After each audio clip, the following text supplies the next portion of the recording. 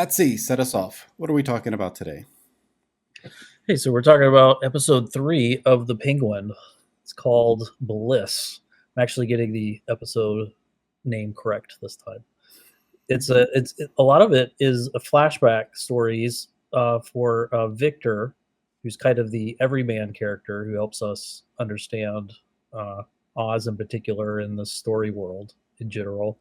We're seeing his origin story of how he uh, survived and managed to get through a flood scenario that happened before the beginning of the show, and then uh, his opportunities to potentially leave this world, the world that he's introduced us to, that we're invited to see his experiences through, and what it would cost him to stay or go to work with Oz, with the Penguin. And uh, we're also shown a lot more about this new drug operation with Bliss and the different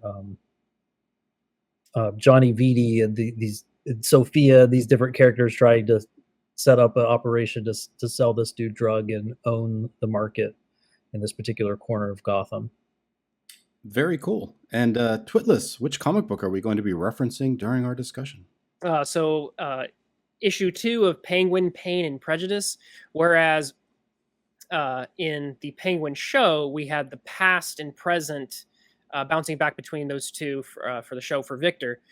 In the comic, we get past and present for Penguin himself. So we have Penguin's present, which is him, finding more jewelry for Mommy Dearest, and Batman investigating that. And then we have the past, fleshing out more of Oswald's past and what made him the supervillain that we see today. The trail of bodies that led to that the current day in this current rendition that Greg Hurwitz and Szymon Kudransky are giving to us. Yeah, Mommy Dearest indeed. So, what I liked about both is that we really got to dive deep into how psychotic and manipulative the Penguin can actually be and the origins of that. So, in Penguin, Pain, and Prejudice, he's very possessive of his mother and wanting to please her in every possible regard, even eliminating his own family members to achieve those ends. And in that story, Batman starts to get involved. He's investigating a few of these crimes that the Penguin is executing to satisfy his mother's whims and wishes. He's much more engineering focused, though, in the comic, which is, I think, an interesting take. He's very psychotic in both, I would say. But in the comic book, this is a Penguin who tinkers, who develops little toys. He built a snow globe. He also built a robotic penguin to take care of his mother. It's probably my favorite part of the whole book. Yeah. Is that normative? Is that like new to his arc? I was really surprised by that. A lot of Batman villains would have gimmicks, and so either they were building them themselves or it was off panel and you just had to assume that they, either built it themselves, bought it, or, had it.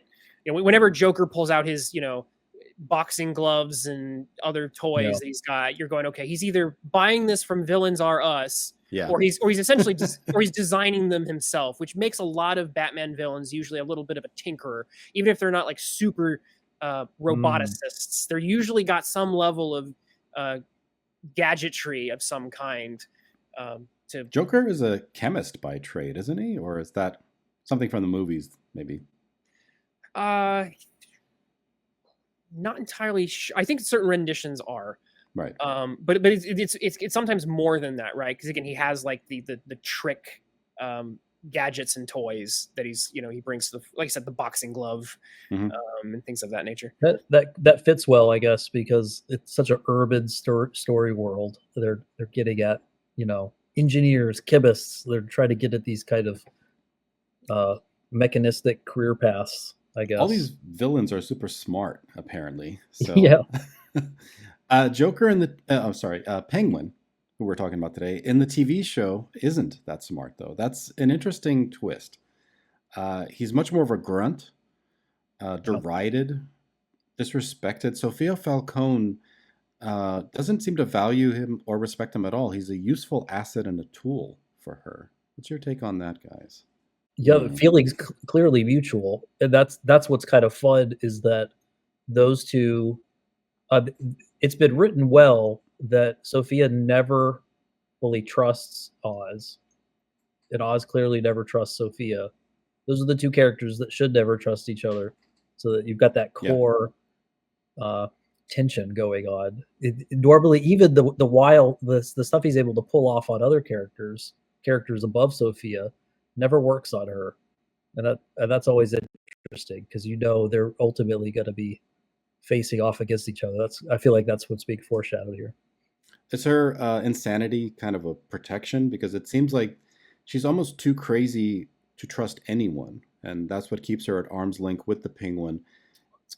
As much as he tries, he gave that entire performance at the end where he was sobbing and in tears and cared so much about everything that Sophia had gone through, being cast aside by her family and disregarded in favor of Luca, who now runs the Falcones in this episode.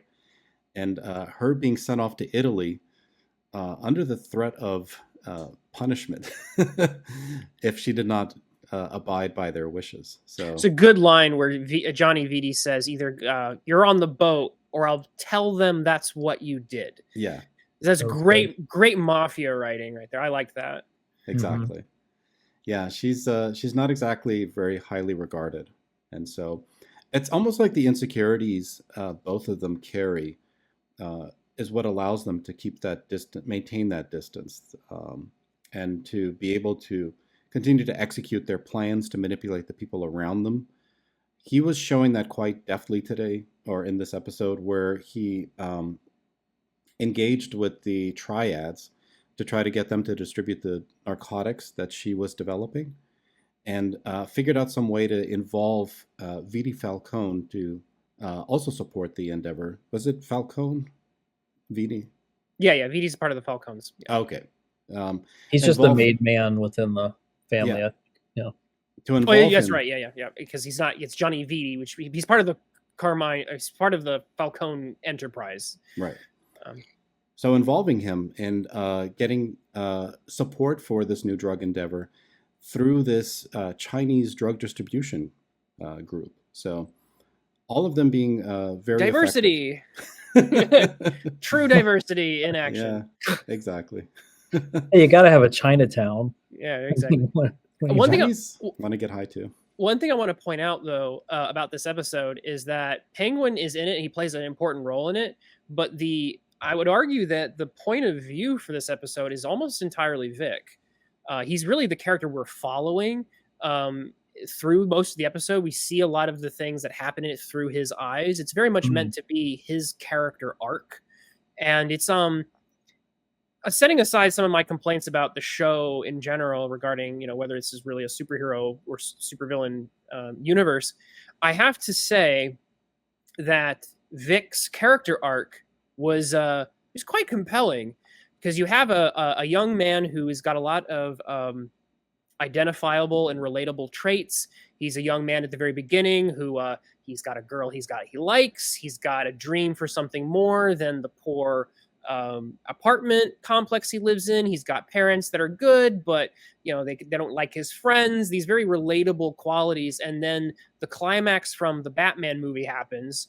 The bombs go off at the seawall, the flood happens, and he loses a lot. And so this is very honestly a lot of things that you would see in many hero journey stories. But in this case, we have a character who is following an arc to lead him to a path of evil and villainy, as opposed to a heroic journey like Batman. Even though they have some similarities in some ways. So what's really interesting is to see how this plays out at the end and the choices that he makes. What did you guys think of that final choice that Vic makes, and how he makes it when he makes his choice to? Spoiler alert: he chooses to throw in his lot with the Penguin. Yeah, bros before hoes, I guess. Well, I always get super excited when there is this everyman character who's to uh, added to a story world in order to get us in, because they're not just to add on. It's not just it's not just a diversity hire necessarily, or it's not just like some sort of appendage that you could attach to the core storyline. It's so crucial in film and television to do this, because without it, you've just got Oz monologuing to himself, talking in his head or something. You don't really get him developing. He can't develop unless he's developing in opposition or along, face to face with someone. And you introduce a new character like this that is eminently relatable.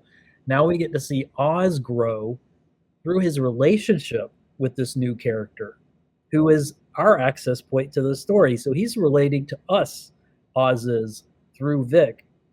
So we get to see him grow externally, relationally. I don't know if I'm overemphasizing that, but that is so much more valuable. And then we get his backstory. So then we get to say, would we make those decisions, right? Because he's the character we're supposed to relate to. Oz is farther down the path. He's already made his lot years before, but we could see a spark of something maybe valuable in this guy. Or we could say, like, I understand your motivations. I actually can appreciate in the HBO series, at least, how you feel about your mother. Like, there's a lot of moments of sympathy that we could have with him. And can we stand in with Victor and say, you know what, this is my chance to make it on my own. There'll always be another girl, but I can actually make a name for myself, and maybe there's something worthy in that. Maybe I can make my dad proud. I think what's interesting is also the way they do that to try to get you to empathize a little bit with the Penguin through Vic is they gave Vic a very pronounced disability. He's stuttering much more in this episode. I don't remember a stutter in any previous episodes.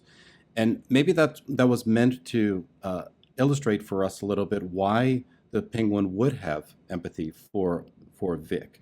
That's and huge. why he would allow him to have all of the deference that he gives him. He allows him to run off and make a choice of whether or not he wants to remain with him. And as you mentioned, Twitless, it was an interesting crossroads there of why he actually chose to stay with the Penguin. I'm not even sure why he did, to be very honest. Like I felt it was out of character for the character. So it's interesting, and he does have a the stutter is there in the previous episodes, but maybe they did highlight it, and they definitely did highlight it quite a bit in the when they're having a lunch. Mm-hmm. And then they even have Penguin kind of like draw attention specifically to it, and essentially It's when he's nervous, right? Like a lot of times that comes out. Yeah. Yeah, I think it makes it worse because he's nervous. He can't pronounce the menu item, and the waiter basically says, he kind of preempts him and just says the word for him, and Penguin says, don't do that. Let him finish. Let him get through the stutter. It's great. So, yeah. What I think is interesting about I am fascinated by these kinds of character arcs where you have a character who has a crossroads between good and evil, essentially, and chooses evil. And we see the choice being made, and it's very much a crossroads moment where he sees the path the road not traveled, essentially, that he could go down. That's a new life with some other people, and then he sees he's confronted by Penguin, essentially, and it all comes down to parents, really, at the end, doesn't it? Because the question ends up being, your father was a loser. Do you want to be like him? And he's faced with that reality, essentially, and he essentially chooses, because I think of that confrontation he has with Penguin about that, and he realizes that there's a part of him that knows he should want good, that knows he's supposed to want what his father has and what his father is, but knows that the reality of that is to be a nobody and he really doesn't want that. He actually desires more. He's been shown more through his relationship with Penguin, and it's at that point that he can see it very clearly and then makes that decision. And I will agree, I'm not entirely sold on that decision, but I can see it doesn't completely come out of left field for me. Well, and you can see with like Penguin's turn to evil, how that's a lot more believable because he's being manipulated so thoroughly by his relationship with his mother, and he has this feeling of being downtrodden, very much like Victor, uh, belittled, and society disregarding him. He's disposed essentially. The way Victor is, people don't take him as seriously because of his stutter, and Penguin because of his deformities. In the show, he's very brutish. He isn't as highly intellectual as he is in the comic. But in both iterations, he's slavishly beholden to his mother's desires and Mm-hmm. expectations. And that's what distorts him so thoroughly in both iterations, either the comic or the TV series.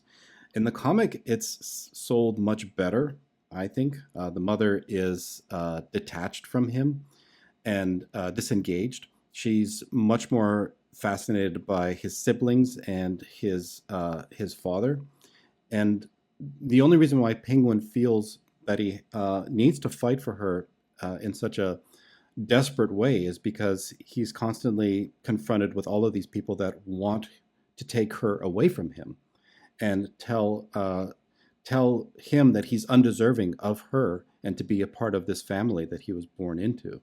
And so you can see where that turn would occur, that he would eventually turn on all these people that are so cruel to him. In the show, he just wants to meet his mother's high expectations and high standards of life and what she considers to be success and failures. And so he becomes very materialistic and very driven towards status. But Victor doesn't really have that arc with his father. Victor does think that his father is not valuing his efforts and his own self worth high enough, but he doesn't necessarily feel that he needs to earn his love in some kind of uh, rejected and dispassionate way that the Penguin character does. So in the comic, the thing that stood out to me was that his mother is the only person. The reason why I think he really has to have his mother all to himself, uh, I think boils down to me, to the fact that she's the only character in his past that we've seen who has ever said a kind word, who has ever defended him. So when you have those scenes of Yeah. them, like the father and the mother and the other in the he's overhearing, he's eavesdropping, and the father just talks about how much he just detests this little deformed brat of a kid, and the mother will be like, oh, don't say that, or she's the only one who will ever say a somewhat kind word, who shows him any kindness. And so because of that fact, it's like, okay, you're a fixation on that. There's clearly a Freudian angle to read here, but I think it's more than the Freudian angle, which is nice. It's not just the creepy Norman Bates thing. It is more. You think it's more than that? Well, because she is in fact showing genuine motherly affection. It's like she's the only one who does, and because of that, it does make some sense that he would like the only person who's ever kind to me. I'm going to try to obviously not kill her while I do these, because a lot of the other people he kills, it's not just to monopolize, I think, the mother's attention. He's taking a lot of vengeance on them because the comic will show panels of like he has like a pet bird. They get killed and shot by his brothers. They're like mercilessly. The book really it goes, in my opinion, way too far in just showing how much of a victim he is early on, to just like horrific cruelty at the hands of his family. And then he just, one by one just knocks them off by using his intelligence, setting up accidents, convenient little accidents for them. And the one thing I will say in praise of the comic is you just get, he just keeps adding to the mausoleum. Just the names just keep on getting added to that, and that's it's pretty gruesome image. There's Matt, I know you've got something to say about the art in this comic, Yeah. in particular, but that little bit's nice. Yeah, that's a good example, I think, of repeating frames and then progressively adding some element to it, to that kind of repetition to reinforce the point.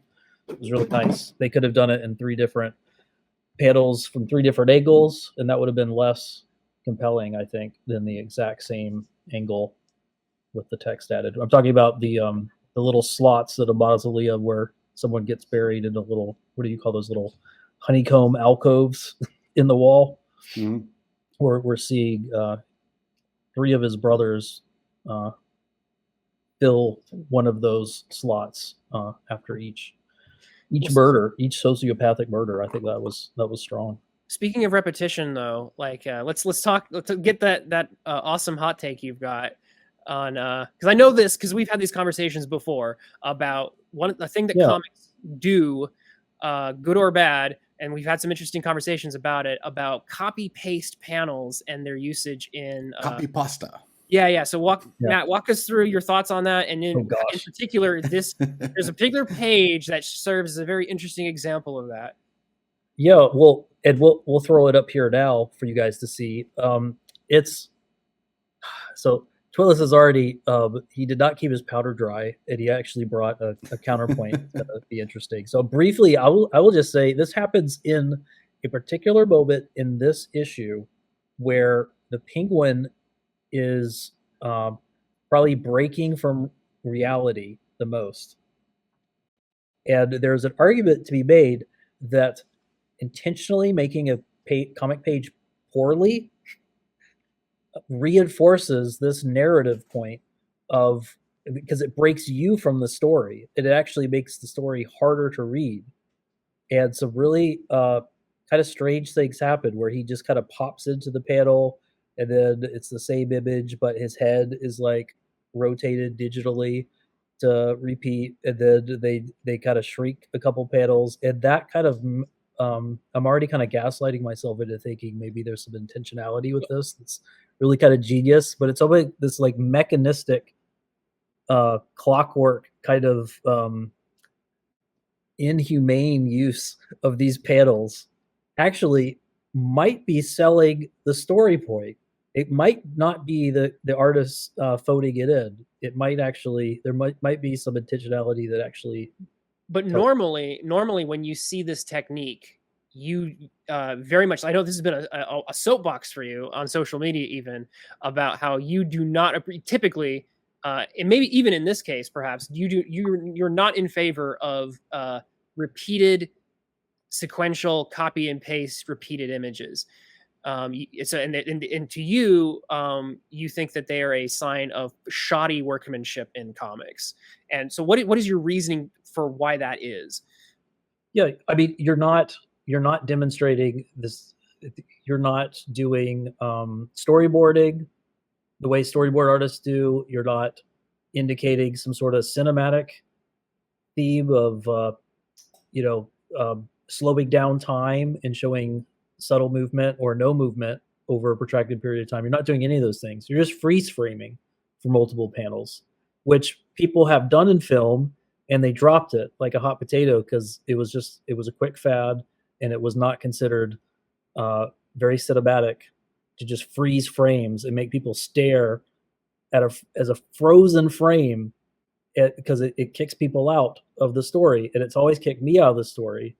To literally, you can redraw your panels and make them look identical, which is what that's the equivalent of film. I'm already laboring the point. I know people are probably downvoting right now. I love talking like this, but it's okay. Maybe it's okay in this particular comic. Is all I'm trying to say. I'm always interested in counter examples, and Twitless here is always good at finding them. In this particular insane story, seeing a sociopath's world from his own perspective, and then this particular moment with his mom, and it's hard to read the art sometimes. I'm not quite sure what's going on, except the snow globe fell. Maybe his mom died or something, or she died. She died. Yeah, she died. Okay. And then like, it's not the great, well communicated, but all those lines, he's like shaking the globe over and over again, and so he is having a bit of a breakdown there. Yeah. Um, So I the don't know if art it's breaks down, and maybe that's cool. Anyway, it's not the strongest writing, to be honest, and it yeah, didn't. You're right. Like I don't think it needed all those panels to convey the fact that he was frozen in this moment, and he needed to do a repetitive motion to cope with the fact that his mother had just passed away.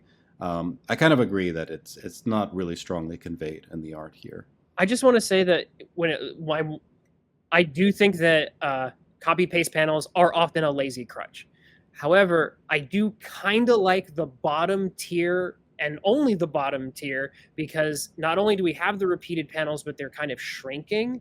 Because they're shrinking, I get a kind of an interesting effect of him, feeling time stopping and receding into infinity, and that conveying a sense of loss. And I kind of that kind of clicked a little for me.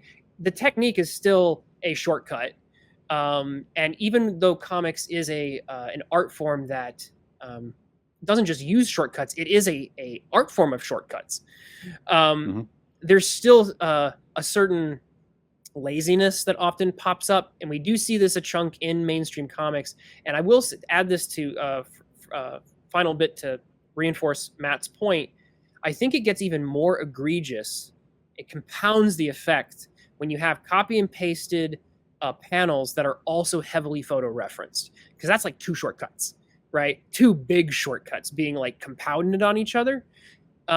So you're not just taking a drawn panel and repeating it. You have a piece of artwork that you've already heavily referenced or traced over or used a filter or whatever, and then you're repeating those, and then so the twofer there, I think, makes it look even more. And it's funny that the laziness comes up in this second issue of the comic book, and I feel like there is a degree of laziness also being introduced into the show, where the climax is essentially just a very, how do I write my way out of this rabbit hole? I want to set up something with the Maroons and the Falcons and Penguin getting busted manipulating everybody. Oh, let's have Victor just drive in there and like save the day at the very last second. So it's funny yeah, how you have trouble drawing out the quality at a certain point. Like there's just an upper limit. I did kind of like hard that to he did want. it. I did like that he did the car thing though, because it's he's been too good of a character so far. Oh, I don't know if I want to do bad things. This since he made the decision, I'm going to be a bad guy. Essentially, him doing some vehicular homicide is like, no, okay, you have now made that choice, and it's like good, because I need. Part of my issue with some of this show is that it wants to have its cake and eat it too.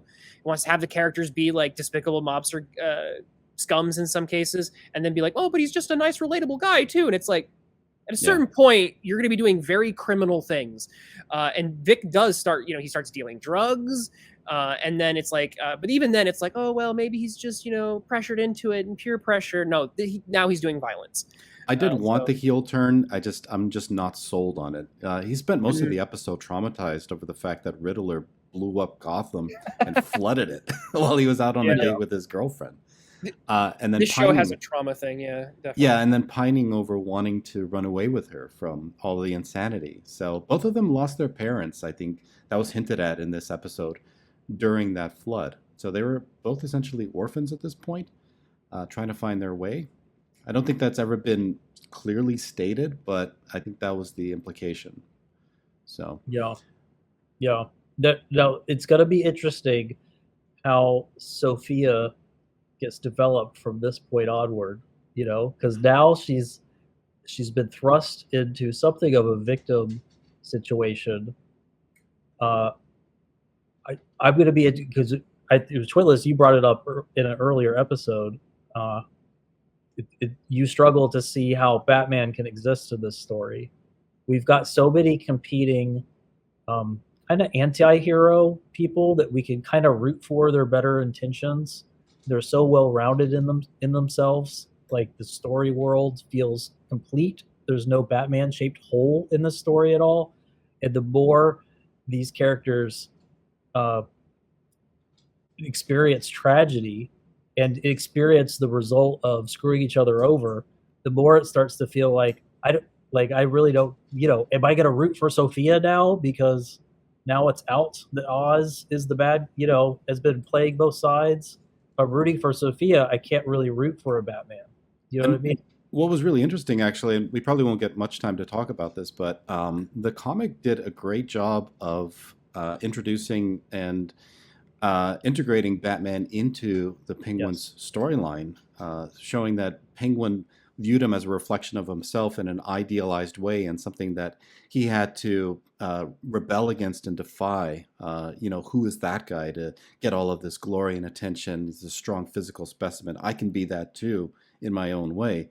So at some Mm-hmm. point, it would be interesting to see what the psychological dynamic of having a Batman introduced into the HBO Max series would be, and how that would play off of the Penguin and all of his insecurities and psychological distortions. But that's to be introduced still, and not clear exactly how that's going to be done. So let's talk about what we thought.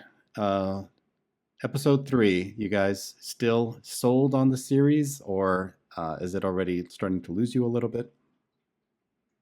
Looking forward to more? I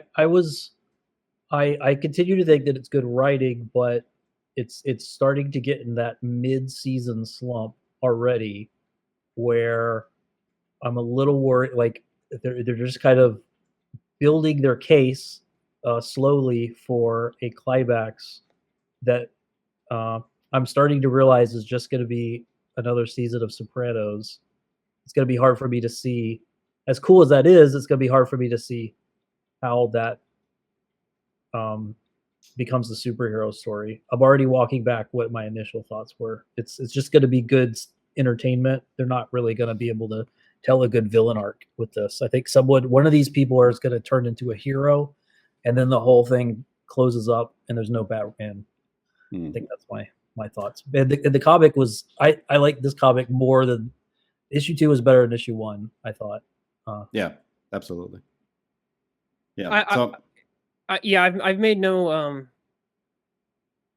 I've made it no secret that I've struggled with both of these, because this is not what I usually. They don't scream superhero to me, and this is not what I want out of my superheroes. I don't want Penguin. I like Penguin when he's this avian themed gangster fence kind of character who's got the umbrella and umbrella gadgets, because a lot of the Batman characters, they're kind of like Dick Tracy villains or James Bond villains. They have a theme. They have little gadgets and stuff that fit that theme. But when they become like just serial killers and just different flavors of serial killers, there's also a panel in this comic that just has just makes things very seedy, and I don't want these characters to just be sexual degenerates, or you know what I mean, just creepy weirdos. I don't need that.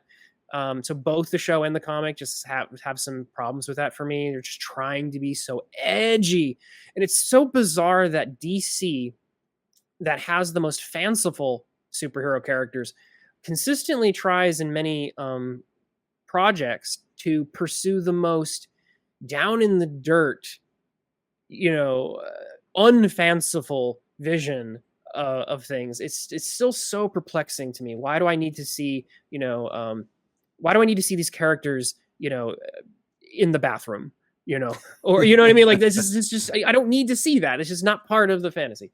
Yeah. As far as the show goes, I liked Vic's character arc, and there was actually a little glimpse of a genuine supervillain in Penguin at the end when he says, "We're in it now," and he's just kind of like reveling in the chaos he's causing. And I was like, "Oh, that's a supervillain kind of attitude." I like that little glimpse of him just being bad, and not just being a